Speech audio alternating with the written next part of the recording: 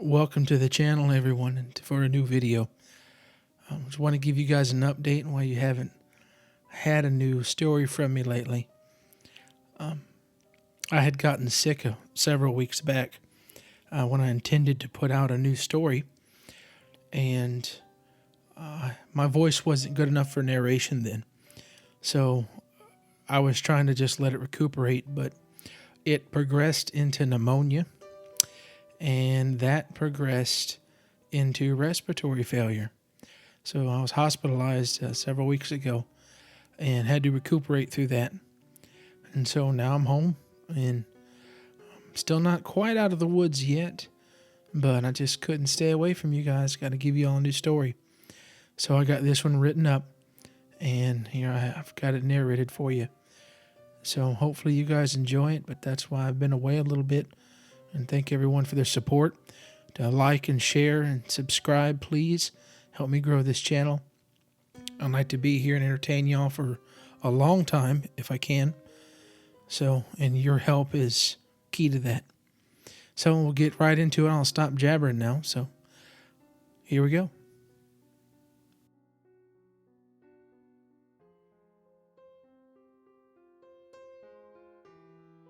I'm nervous to tell my story because I'm afraid people will think I'm crazy. To me, everything was quite real. I'll never forget that storm and what happened to me that night. Before I tell you all the details, I'll tell you a little about me. My name is Roman. I was born and raised in London beside Bishop's Park on the banks of the River Thames. I moved to the United States from the UK when I was 19 in search of freedom from my stuffy old parents and to make my own way in the world. When I got off the plane in New York and my feet hit US soil, I felt the world was my oyster. After I went through customs, I walked straight to the first merchant there in the airport and bought a map of the US. I wanted an adventure, and so I decided where I was going to live and find work by opening said map, closing my eyes, swirl my finger around in the air, and the first location I pointed to was it. Well, I landed in Peoria, Illinois. I was able to get a starting position at the district electric company there. I washed all the trucks and did basic maintenance. It was dirty, didn't pay well, and not glamorous at all. But I was determined to be successful and move my way up. A couple years pass, and now I have my lineman license, and I've had my own truck for several months. I got married to a wonderful woman I met while at a job. We had been married for 1 year when the incident took place. It was late at night on September 2nd. That happened to be my 1-year anniversary. I was called out because of a power outage due to a strong thunderstorm. My wife was so upset. After all, we only got one first anniversary. But I had to go out. Well, I left on not so good terms. My partner Ted and I had no choice but to get out in that mess to assess what the problem was. It was about 11:30 p.m. when we got to the location just outside of Jubilee College State Park. It was on a fairly remote gravel road with only a few residents in the area. He jeered me the whole way about how mad my wife would be and the various ways she can get back at me. I tried not to pay too much attention. We had brought some probable fixes with us, including a new transformer, just so that we didn't go back out again. It takes us a solid half hour to find the culprit power pole. It's raining and thundering, so we have to be very careful. The poles are grounded, so the risk of shock is minimal. Laying on top of the pole was a large tree branch that was blown down, and it looked to have broken one of the leads on the transformer. So I got geared up and went up the pole. Being the newest linesman on the team, the hydraulic boom arm on my truck had a problem, so we couldn't use it. I had to climb the old-fashioned way. As I get to the top of the pole, Ted was preparing the new transformer on the ground. I cut the power to the transformer as I unwire and disconnect it. I tie a rope to it and hoist it to the ground for Ted to toss in the truck. As he was tying the new one on the rope, I decided to pull the branch off the power line. The only thing I remember about that exact moment was a massive flash of light, incredible heat, and a deafening sound. Thousands of volts of electricity coursed through every fiber of my body. The next thing I felt was my back meeting the wet gravel and intense pain. I was now unconscious. As I slowly came to, I leaned up to see that I was now alone out there. The truck was gone and no sign of Ted. It was still dark and pouring down rain. I was so confused. As I sat there trying to assess what happened, I heard deep breathing coming from behind me to the left. I can hear sticks break and the sound of footsteps through mud. They don't sound like ordinary footsteps. These were very heavy, deep-sounding footsteps, almost like stomping your feet.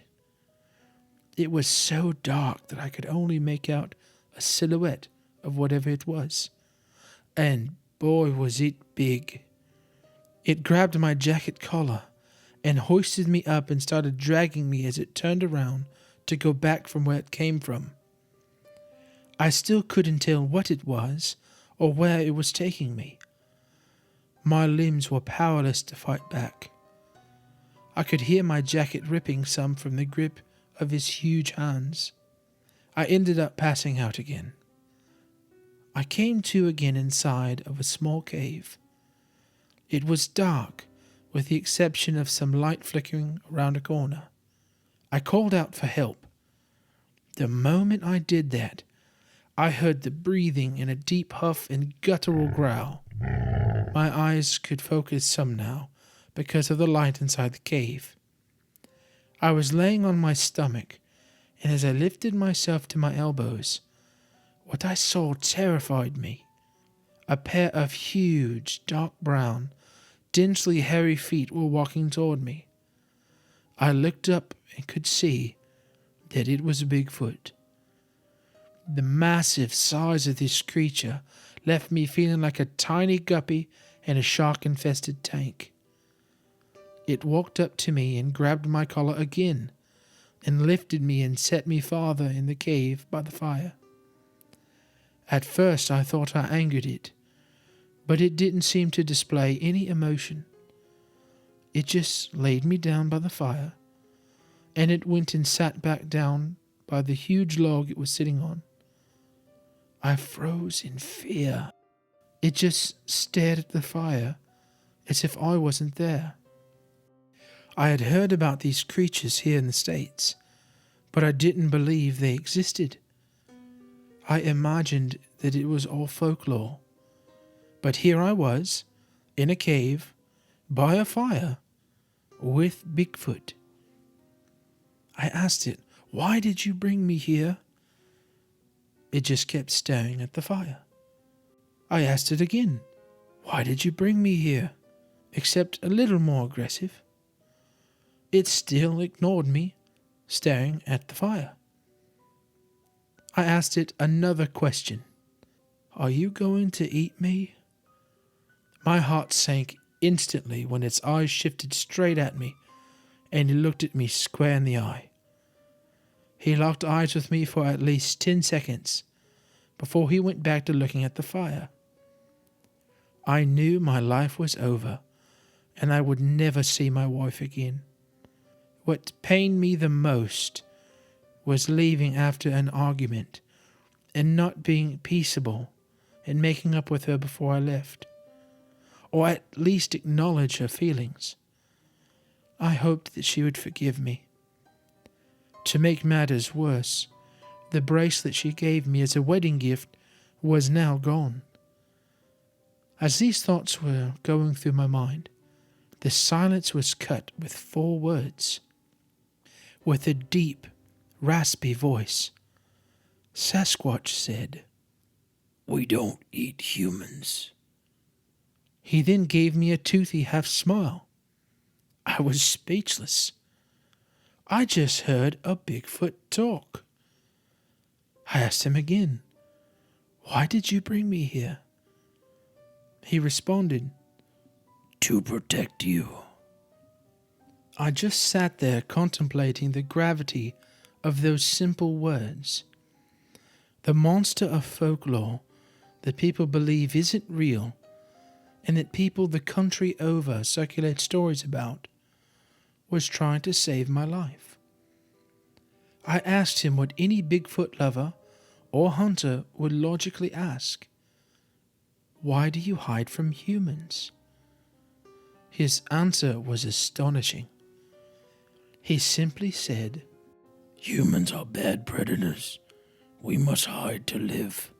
He then showed me some drawings he made on the cave wall of a massive forest with hundreds of Sasquatch. He said, "Humans took it away." It hit me what he was saying. Humans took away so much forest in the name of progress that they pushed these creatures into hiding and out of natural habitats.